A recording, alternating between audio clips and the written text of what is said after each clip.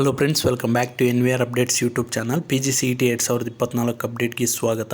ನಾನು ಮಾರ್ನಿಂಗ್ ಆದರೆ ಒಂದು ವಿಡಿಯೋ ಮಾಡಿ ಸೆಕೆಂಡ್ ರೌಂಡ್ ಬಗ್ಗೆ ಆದರೆ ಡೀಟೇಲ್ಡಾಗಿ ತಿಳಿಸ್ಕೊಟ್ಟಿದ್ದೆ. ಅದರಲ್ಲಿ ಒಂದು 27 ನಾಳೆ ಆದರೆ ಸೆಕೆಂಡ್ ರೌಂಡ್ ಶೆಡ್ಯೂಲ್ ಆದರೆ ಎಕ್ಸ್ಪೆಕ್ಟ್ ಮಾಡ್ಬೋದು, ಹಾಗೆ ಸೀಟ್ ಮ್ಯಾಟ್ರಿಕ್ಸ್ ಅಂತ ಹೇಳಿದೆ. ಆದರೆ ಇವತ್ತೇ ಒಂದು ಸೆಕೆಂಡ್ ರೌಂಡು ಟೈಮ್ ಟೇಬಲು ಹಾಗೆ ನಿಮಗೆ ಇನ್ಸ್ಟ್ರಕ್ಷನ್ಸ್ ಎಲ್ಲ ಕೊಟ್ಟಿದ್ದಾರೆ. ಅದ್ರ ಬಗ್ಗೆ ಆದರೆ ಡೀಟೇಲ್ಡಾಗಿ ತಿಳ್ಕೊಳ್ಳೋಣ. ಅದಕ್ಕೂ ಮುನ್ನ ನಮ್ಮ ಚಾನಲ್ಗೆ ಇನ್ನೂ ಯಾರು ಸಬ್ಸ್ಕ್ರೈಬ್ ಆಗಿಲ್ವೋ ಸಬ್ಸ್ಕ್ರೈಬ್ ಆಗಿ, ಹಾಗೆ ವಿಡಿಯೋ ಇನ್ಫಾರ್ಮೇಟಿವ್ ಅನ್ಸಲ್ಲಿ ತಪ್ಪದೇ ವಿಡಿಯೋಗಾದರೆ ಒಂದು ಲೈಕ್ ಆದರೆ ಮಾಡಿ. ಇದರಿಂದ ನಿಮಗೆ ಕಂಟಿನ್ಯೂಸ್ ಆಗಿ ಕೌನ್ಸಿಲಿಂಗ್ ಅಪ್ಡೇಟ್ಸು ಹಾಗೆ ಸ್ಕಾಲರ್ಶಿಪ್ಪು ಹಾಗೆ ಗೌರ್ನಮೆಂಟ್ ಹಾಸ್ಟೆಲ್ ರಿಲೇಟೆಡ್ ಅಪ್ಡೇಟ್ಸ್ ಆದರೆ ನಮ್ಮ ಚಾನಲಲ್ಲಿ ಸಿಗ್ತಾ ಹೋಗುತ್ತೆ. ಬನ್ನಿ ಈಗ ವಿಡಿಯೋ ಆದರೆ ಶುರು ಮಾಡೋಣ. ಇವತ್ತು ಒಂದು ಸೆಕೆಂಡ್ ರೌಂಡ್ದು ಶೆಡ್ಯೂಲು ಹಾಗೆ ಇನ್ಸ್ಟ್ರಕ್ಷನ್ಸನ್ನು ರಿಲೀಸ್ ಮಾಡಿದ್ದಾರೆ.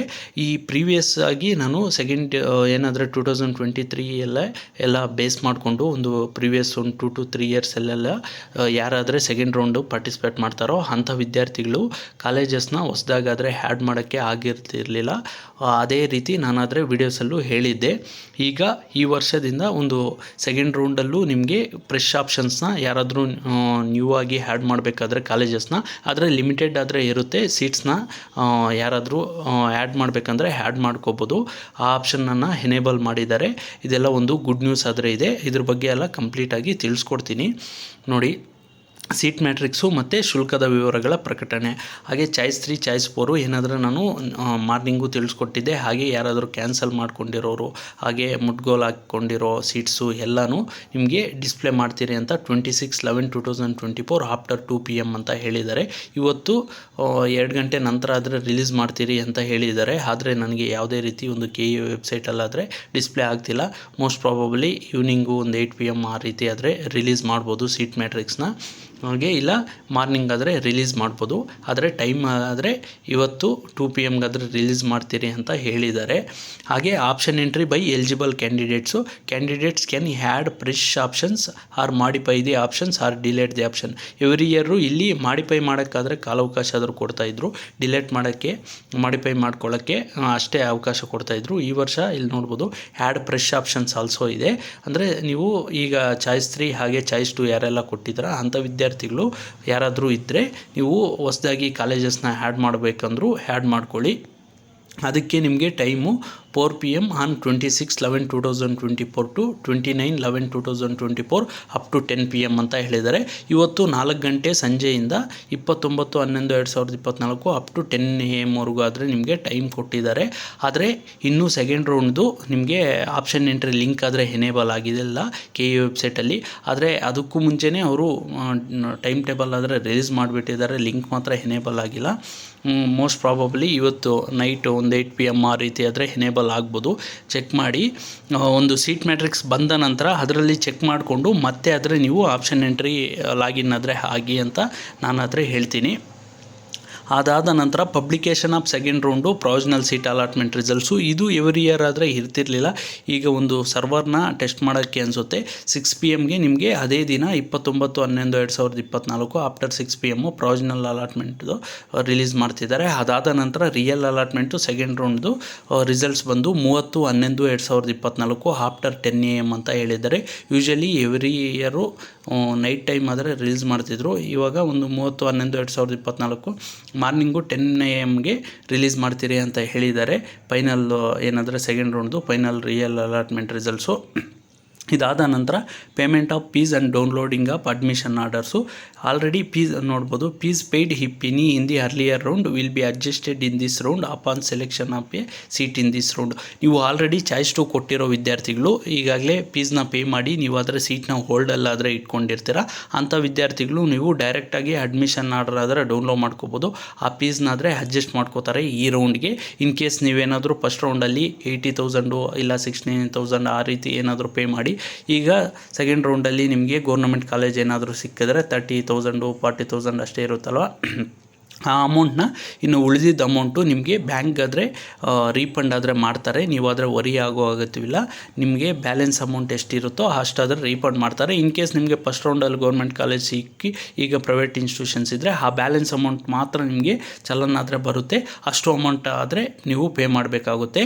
ಇದಕ್ಕೆ ನಿಮಗೆ 2/12/2024 ರಿಂದ 4/12/2024 ಅಂದರೆ ಡಿಸೆಂಬರ್ 4ನೇ ತಾರೀಕುವರೆಗೂ ಆದರೆ ನಿಮಗೆ ಟೈಮ್ ಇದೆ. ಅಷ್ಟರೊಳಗಡೆ ನೀವು ಅಡ್ಮಿಷನ್ ಆರ್ಡರ್ನ ಡೌನ್ಲೋಡ್ ಮಾಡ್ಕೋಬೇಕಾಗುತ್ತೆ. ಫೀಸ್ನ ಪೇ ಮಾಡಿ. ಯಾರಾದರೆ ಚಾಯ್ಸ್ 3 ಕೊಟ್ಟಿದ್ದೀರಾ ಅಂಥ ವಿದ್ಯಾರ್ಥಿಗಳು, ಇನ್ನು ಚಾಯ್ಸ್ 2 ಕೊಟ್ಟವರು ಆಲ್ರೆಡಿ ಫೀಸ್ನ ಪೇ ಮಾಡಿರ್ತಾರೆ, ಅದನ್ನು ಈ ಸೀಟ್ಗೆ ಆದರೆ ಟ್ರಾನ್ಸ್ಫರ್ ಮಾಡ್ಕೋತಾರೆ. ಹಾಗೆ last date for reporting to the colleges ಬಂದು ಡಿಸೆಂಬರ್ 5 ಆದರೆ ಇದೆ. ಬಿಫೋರ್ 5:30 ಒಳಗಡೆ ಆದರೆ ನೀವು ಡಿಸೆಂಬರ್ 5:30 ಒಳಗಡೆ ಆದರೆ 5ನೇ ತಾರೀಕು ರಿಪೋರ್ಟ್ ಆದರೆ ಆಗಬೇಕಾಗುತ್ತೆ ಕಾಲೇಜ್ಗೆ. ಆ್ಯಸ್ ಯೂಶಲ್ಲು ಇದಾದ ನಂತರ ನೀವು ಒಂದು ಕಾಲೇಜ್ ಜಾಯ್ನಿಂಗ್ ರಿಪೋರ್ಟ್ ಅಂತ ಒಂದು ಎನೇಬಲ್ ಆಗುತ್ತೆ ನಿಮ್ಮ ಆಪ್ಷನ್ ಎಂಟ್ರಿ ಲಿಂಕಲ್ಲಿ. ಅಲ್ಲಿ ಬಂದು ರಿಪೋರ್ಟ್ ಆದರೆ ಆಗಿ ಕಾಲೇಜ್ಗೆ ಅಡ್ಮಿಷನ್ ಆದ ನಂತರ ನಾನು ಫಸ್ಟ್ ರೌಂಡ್ ವಿದ್ಯಾರ್ಥಿಗಳು ತಿಳಿಸ್ಕೊಟ್ಟಿದ್ದೀನಿ, ವಿಡಿಯೋ ಮಾಡಿ ತಿಳಿಸ್ಕೊಟ್ಟಿದ್ದೀನಿ ಯಾವ ರೀತಿ ಆದರೆ ಮಾಡಬೇಕು ಅಂತ. ಅದನ್ನು ಕಂಪಲ್ಸರಿ ಮಾಡಿ. ನಿಮಗೆ ಡಿಸೆಂಬರ್ 5ನೇ ತಾರೀಕಿಗೆ ಈ ರೀತಿ ಆದರೆ ಶೆಡ್ಯೂಲ್ ಆದರೆ ರಿಲೀಸ್ ಮಾಡಿದ್ದಾರೆ. ಯಾವುದೇ ಚೇಂಜಸ್ ಆಗಲಿಲ್ಲ, ನಿಮಗೆ ರೀಶೆಡ್ಯೂಲ್ ಎಲ್ಲ ಪೋಸ್ಟ್ಪೋನ್ ಆಗಲಿಲ್ಲ ಅಂದರೆ ಒಂದು ಡಿಸೆಂಬರ್ 5ನೇ ತಾರೀಕಾದರೆ ನಿಮ್ಮ ಸೆಕೆಂಡ್ ರೌಂಡ್ ಆದರೆ ಕೌನ್ಸಿಲಿಂಗ್ ಪ್ರೊಸೆಸ್ಸು ಕಂಪ್ಲೀಟಾಗಿ ಮುಗಿಯುತ್ತೆ. ಇದಾದ ನಂತರ ನಿಮಗೆ ಮೋಸ್ಟ್ ಪ್ರಾಬಬಲಿ ಒಂದು 10 to 15 ಡೇಸ್ ಗ್ಯಾಪ್ ತಗೊಂಡು ಕಾಲೇಜಸ್ಸು ಶುರುವಾಗುತ್ತೆ. ಅರೌಂಡ್ ಡಿಸೆಂಬರ್ ಎಂಡ್ ಒಳಗಡೆ ನಿಮಗೆ ಎಲ್ಲ MBA MCA MTech ಎಲ್ಲ ವಿದ್ಯಾರ್ಥಿಗಳಿಗೂ ಕಾಲೇಜಸ್ ಆದರೆ ಸ್ಟಾರ್ಟ್ ಆಗುತ್ತೆ. ಇಲ್ಲಿ ಇನ್ನೂ ಕೆಲವೊಂದು ಇನ್ಸ್ಟ್ರಕ್ಷನ್ಸ್ ಆದರೆ ಇದೆ. ಈ ಮೇಜರಾಗಿ ಚಾಯ್ಸ್ 2 ಹಾಗೆ ಚಾಯ್ಸ್ 3 ಇನ್ಸ್ಟ್ರಕ್ಷನ್ಸ್ ಬಗ್ಗೆ ನಾನು ಮಾರ್ನಿಂಗು ಒಂದು ವಿಡಿಯೋ ಆದರೆ ಮಾಡಿ ಡೀಟೇಲ್ಡಾಗಿ ಪ್ರೀವಿಯಸ್ ಇಯರ್ದೆಲ್ಲ ತಗೊಂಡು ಎಕ್ಸ್ಪ್ಲೈನ್ ಮಾಡಿದ್ದೀನಿ. ಮತ್ತೆ ಅದ್ರ ಬಗ್ಗೆ ಹೇಳೋದು ಬೇಡ ಅನಿಸುತ್ತೆ, ವಿಡಿಯೋ ಲೆಂತ್ ಆಗುತ್ತೆ.